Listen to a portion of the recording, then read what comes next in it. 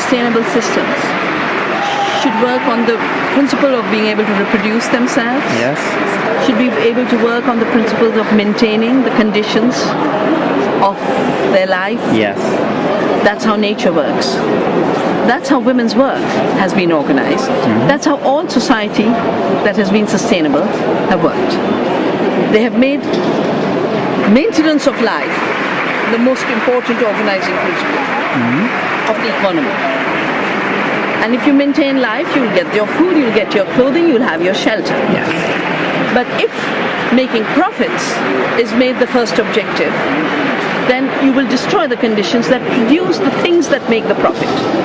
So you will make profits out of food, but you'll destroy the soil that gives you food. You'll make profits out of seed, but you'll destroy the seed that gives you the biodiversity out of which you get seed. You will make profits out of water, but you will destroy the rivers that give you water. So nature's principles and sustainable living principles, which are more maintained by women's economies, because even when the market economy captured the men, the women were left to do the work for sustenance. Therefore, women still have the experience, values, knowledge of how to maintain life on this planet.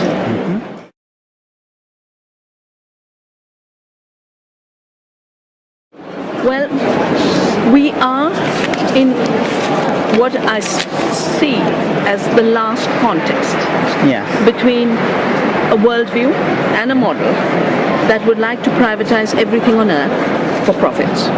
Even though in the process the planet gets plundered, in the process people have no food, people have no water.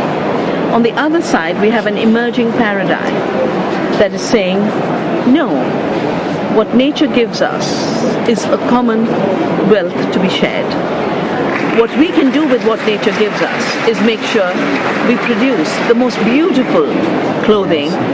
No traditional culture has produced bad clothing. The industrial clothing culture has to have torn jeans. It makes no sense.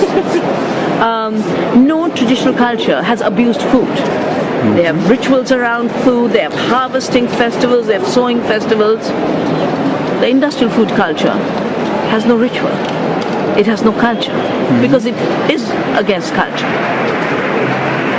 So we need to reclaim the capacity of human beings to build living economies that work in cooperation with nature and not against it.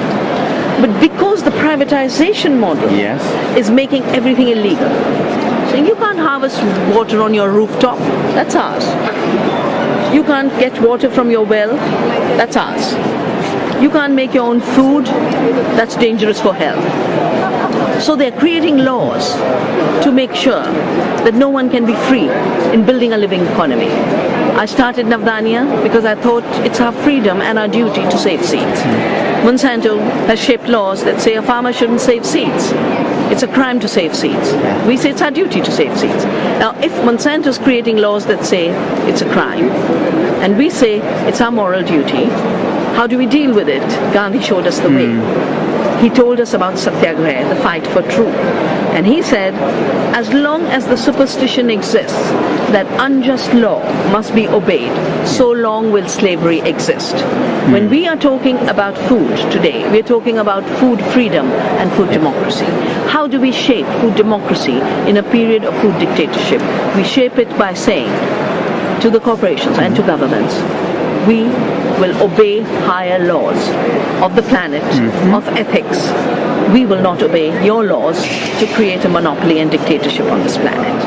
And like Gandhi went to the beach and picked up salt, we do the same with seed. We say we will never obey laws that make it illegal for us to save seeds. It's our duty.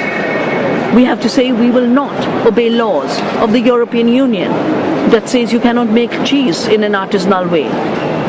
A small producer is dangerous. The big polluters are wonderful.